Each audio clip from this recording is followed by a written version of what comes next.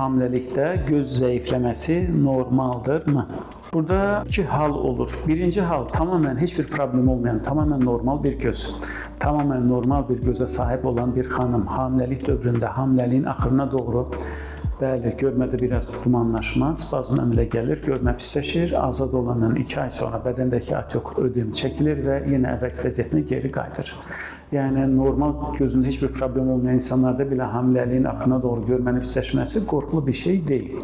Amma mən əsas burada vurğulamaq istədiyim, üstünə durmaq istədiyim bir mövzu var. Valideynlər gəlir, doktor, mənim heç bir problemim yox idi, mən hamiləlikdən sonra mənim göz problemim ortaya çıxdı, pis görməyə başladım. Bu mövzunu danışmaq istəyirəm. Mən xəstələrə deyirəm ki, siz əməliyyatdan öncə də probleminiz var idi. Sadəcə bədənin gücü yaxşı idi, o problemləri örtbasdır edə bilirdi.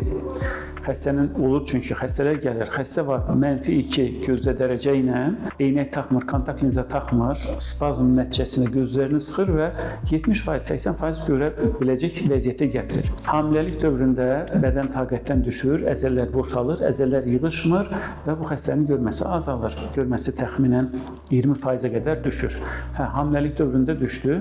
Normalda azad olandan sonra yenə əgər əvvəlki hadçılığı geri qayıtmış olsa, bir neçə ayın içərisində toparlanır. Amma çox təəssüf ki, azad olandan sonra yeni gələn vətəndaş özündən bir yerdə yük gətirir, ana üçün stres, gərginlik, yuxusuzluq mənbəyi olur və analar özlərini çox da toparlaya bilmirlər. Nataraz yuxu, kəsik qırıq-qırıq yuxu, stres, gərginlik artıq heç bir zaman bir daha əvvəlki vəziyyətə geri qayıda bilmirlər. Və bunu hamiləliyə bağlayırlar. Bir daha deyirəm, burada əslində problem var idi, sadəcə bədənin gücü yaxşı idi, o problemi örtbasdır eləyə bilirdi. Hamiləlik olmasaydı belə, başqa bir stresli hadisədən sonra təkrar görməyiniz yenə pisləşəcəkdir. Nədir? Bir ağır qrip keçirsəydiniz, uzun müddətli 4-5 gün qızdırma ilə davam eləsəydiniz, yenə görməyiniz pisləşəsiydi. Ya bir o hadisə olsaydı, bir neçə gün yuxusuz qalsaydınız, yenə də görməyiniz pisləşəsiydi. Və ya hər hansı bir immunitet aşağı salacaq bir xəstəlik, soyuq dəymə olsaydı, bir müddətdən sonra yenə görməyiniz pisləşəsiydi. Və ya xəstələr olur, bəzən doktor şəkərim qalxdı, şəkərim 400-ə qalxdı, ondan sonra görməyim pisləşməyə başladı. Yəni bu kimi o tarazlığı pozan hər hansı bir hadisə kompensasiyanı ortadan qaldırır və göz köməksiz qalır, gözün əsl problemi üzə çıxmağa başlayır.